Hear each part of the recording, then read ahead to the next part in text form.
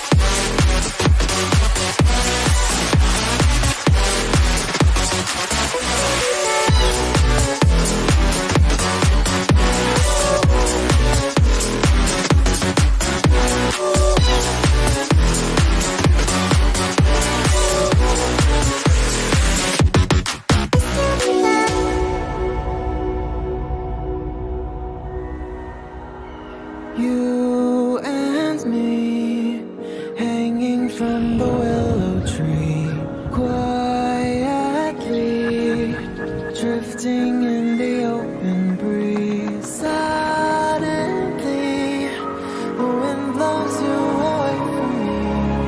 Now I see we were never meant to be. If only we could travel back in time. Whoa.